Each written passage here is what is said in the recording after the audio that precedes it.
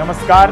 देश दुनिया की खबरों के साथ मैं रवीश कुमार और आप देखना शुरू कर चुके हैं समाचार। आज हम बात करेंगे उन मुद्दों की जो शायद हेडलाइन में छोटे हों लेकिन असर में बहुत बड़े हैं। तो शुरू करते हैं आज का समाचार। देश में महिला आरक्षण बिल के साथ लोकसभा सीटों को बढ़ाकर 850 करने का प्रस्ताव चर्चा में है। सरकार का तर्क है कि इससे बेहतर प्रतिनिधित्व मिलेगा, जबकि विपक्ष इसे राजनीतिक लाभ की रणनीति बता रहा है। विशेषज्ञों का मानना है कि इतनी बड़ी संख्या में सीटों की वृद्धि भारतीय लोकतांत्रिक ढांचे और संसदीय कार्यप्रणाली को पूरी तरह बदल देगी। संसद में आज समाजवादी पार्टी के प्रमुख अखिलेश यादव द्वारा स्मृति ईरानी पर किए गए कटाक्ष के बाद भारी हंगामा हुआ।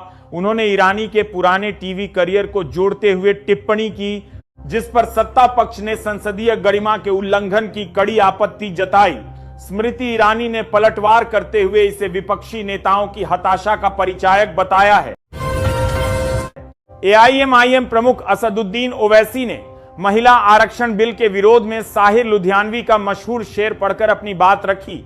उन्होंने तर्क दिया कि जब तक इस बिल में मुस्लिम और ओबीसी महिलाओं के लिए अलग कोटा सुनिश्चित नहीं किया जाता, तब तक यह अधूरा और भेदभावपूर्ण है। उनके इस शायराना अंदाज ने सदन में पिछड़ों के हक पर नई बहस छेड़ दी है। संसद के विशेष सत्र में 251 से अधिक सदस्यों के समर्थन के साथ संविधान संशोधन विधेयक सदन में पेश कर दिया गया। अखिलेश यादव ने सरकार की जल्दबाजी पर सवाल उठाते हुए पूछा कि इतने महत्वपूर्ण कानून को बिना पर्याप्त चर्चा के क्यों लाया जा रहा है।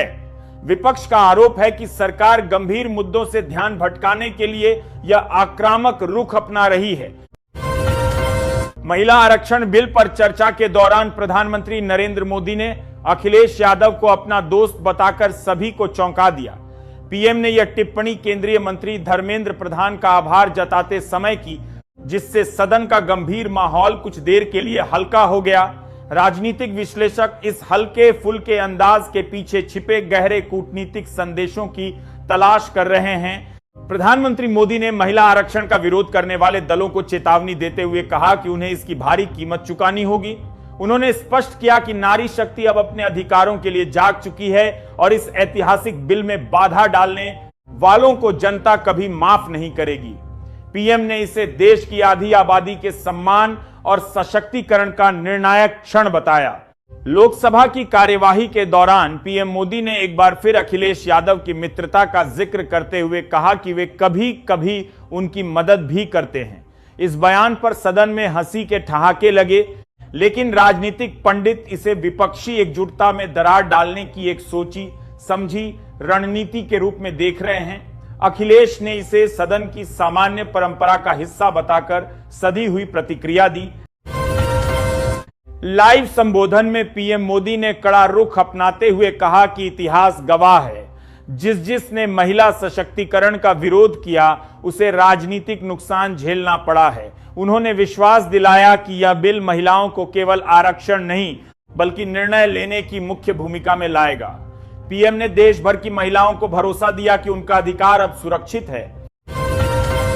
अंतरराष्ट्रीय खबरों के अनुसार जेडी वेंस ने डोनाल्ड ट्रंप और ईरान के बीच चल रही संभावित बड़ी डील को लेकर अहम अपडेट दिया है। उन्होंने बताया कि ट्रंप एक व्यापक समझौता चाहते हैं, जिसके कारण प्रक्रिया में देरी हो रही है ताकि अमेरिका और उसके सहयोगियों की सुरक्षा सुनिश्चित की जा सके। इस खबर से वैश्विक कूटनीतिक हलकों और शेयर बाजार में हलचल बढ़ गई है। संसद में तेजस्वी सूर्या और गौरव गोगोई के बीच तीखी बहस देखने को मिली, जहां सूर्या ने सरकार की नीतियों का पुरजोर बचाव किया।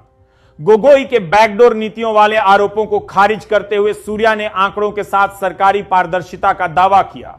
सोशल मीडिया पर इन दोनों युवा नेताओं के बीच हुए इस वाकयुद्ध की जमकर चर्चा हो रही है। दक्षिण भारत में परिसीमन को लेकर चिंताएं बढ़ रही हैं कि क्या इससे वहां की राजनीतिक ताकत कम हो जाएगी। विशेषज्ञों का मानना है कि जनसंख्या आधारित सीटों के बंटवारे से हिंदी भाषी राज्यों का वर्चस्व बढ़ सकता है, जिससे दक्षिण के राज्यों में असुरक्षा का भाव है। यह मुद्दा भविष्य में केंद्र और राज्यों के संबंधों के बीच एक बड़ी चुनौती बनकर उभर सकता है।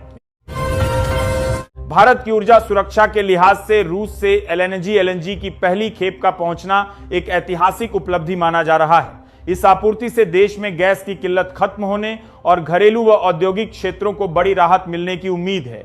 पीएम का नाम के लिए मोदी ने इसे भारत रूस की गहरी होती दोस्ती और सहयोग का एक नया अध्याय करार दिया है। भारत और ईरान के बीच 56,000 करोड़ रुपए के फंसे होने के कारण आर्थिक रिश्तों में तनाव पैदा हो गया है। अंतर्राष्ट्रीय प्रतिबंधों और बैंकिंग नियमों की जटिलता के कारण भारत यह भुगतान नहीं कर पा रहा है, जिससे द्विपक्षीय व्यापार प्रभावित हो रहा है। इस मसले को सुलझाने के लिए दोनों देशों के बीच उच्च स्तरीय कूटनीतिक बातचीत जारी है। सर्राफा बाजार में सोने और चांदी की कीमतों में भारी उछाल आया है, जहां चांदी के दाम 3,500 से अधिक बढ़ गए हैं। वैश्विक अस्थिरता के कारण 18, 22 और 24 कैरेट सोने की कीमतों में भी रिकॉर्ड वृद्धि दर्ज की गई है। शादियों के सीजन के बीच बढ़ती कीमतों ने आम खरीदारों की चिंता बढ़ा दी है, जबकि निवेशकों के लिए यह फायदेमंद साबित हो रहा है। हॉर्मुज की जल संधि पर अमेरिका ईरान तनाव के कारण वैश्विक तेल आपूर्ति पर संकट के बादल मंडरा रहे हैं। इस रास्ते पर डबल ब्लॉकेड की स्थिति भारत के तेल आयात के लिए गंभीर खतरा बन सकती है, जिसे देखते हुए भारत वैकल्पिक रास्तों पर विचार कर रहा है। इसी बीच पाक सेना प्रमुख की तेहरान यात्रा को मध्यस्थता की कोशिश के रूप में देखा जा रहा है।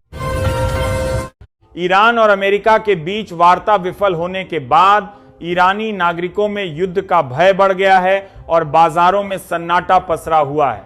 लोग बुनियादी जरूरतों के लिए संघर्ष कर रहे हैं, जो एक बड़े मानवीय संकट की ओर इशारा कर रहा है। अंतर्राष्ट्रीय समुदाय इस विस्फोटक स्थिति को शांत करने और कूटनीतिक समाधान निकालने के प्रयास में जुटा है। बिहार बीजेपी में सम्राट चौधरी के 8 वर्षों के सफल राजनीतिक सफर की आज हर तरफ चर्चा हो रही है। अपनी सांगठनिक क्षमता और कड़ी मेहनत के बल पर वे पार्टी के एक मजबूत स्तंभ बनकर उभरे हैं, जिनके निर्णयों पर राज्य की सत्ता का भविष्य टिका है। उनके नेतृत्व में बिहार की राजनीति में एक नया और प्रभावशाली अध्याय लिखा जा रहा है। बिहार की राजनीति में निशांत द्वारा सम्राट चौधरी को देरी से दी गई बधाई और उनके डिप्टी सीएम न बनने के खुलासे ने हलचल मचा दी है।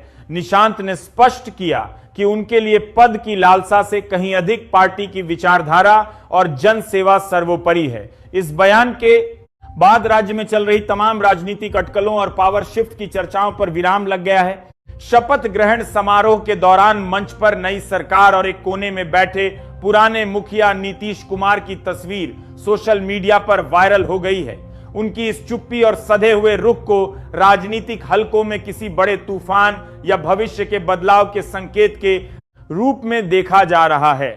विश्लेषक नीतीश के इस व्यवहार को उनकी सोची समझी कूटनीति का हिस्सा मान रहे हैं।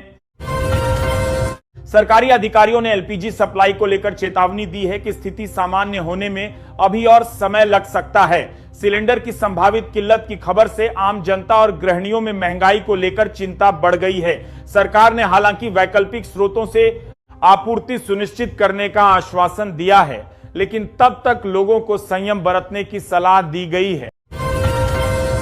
प्रधानमंत्री नरेंद्र मोदी और ऑस्ट्रिया के चांसलर क्रिश्चियन स्टॉकर के बीच आज नई दिल्ली में द्विपक्षीय वार्ता हुई, जिसमें व्यापार और तकनीक को लेकर कई महत्वपूर्ण समझौतों पर हस्ताक्षर किए गए। पिछले 4 दशकों में किसी ऑस्ट्रियाई चांसलर की यह पहली भारत यात्रा है, जो दोनों देशों के बीच संबंधों के एक नए अध्याय की शुरुआत मानी जा रही है।